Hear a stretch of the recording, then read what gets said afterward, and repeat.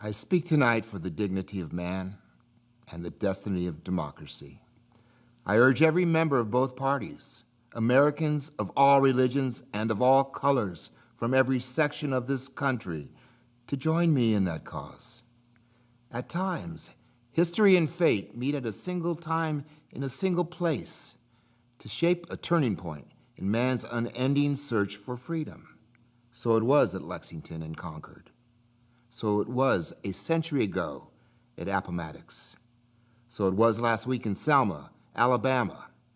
Their long-suffering men and women peacefully protested the denial of their rights as Americans.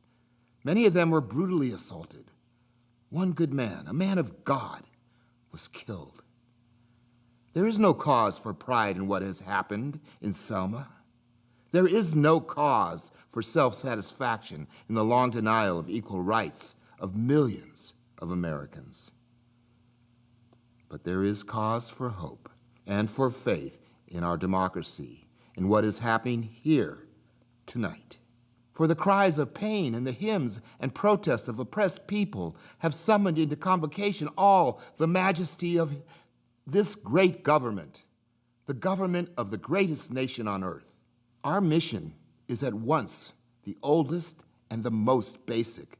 This country, to right and wrong, to do justice, to serve man.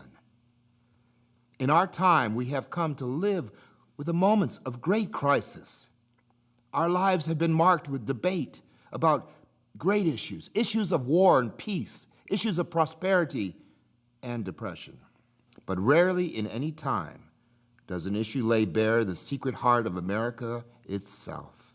Rarely are we met with a challenge, not to our growth or abundance or our welfare or our security, but rather to the values and the purposes and the meaning of our beloved nation.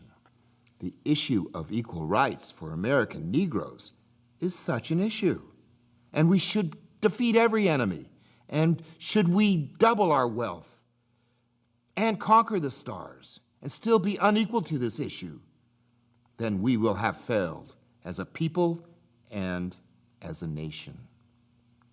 For with a country, as with a person, what is a man profited if he shall gain the whole world and lose his own soul?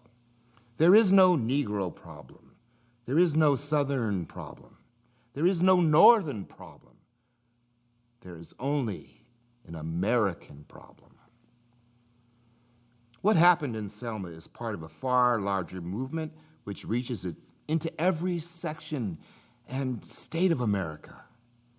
It is the effort of American Negroes to secure for themselves the full blessings of American life. Their cause must be our cause too, because it's not just Negroes.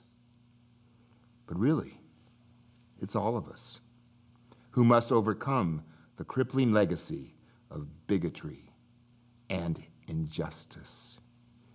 And we shall overcome.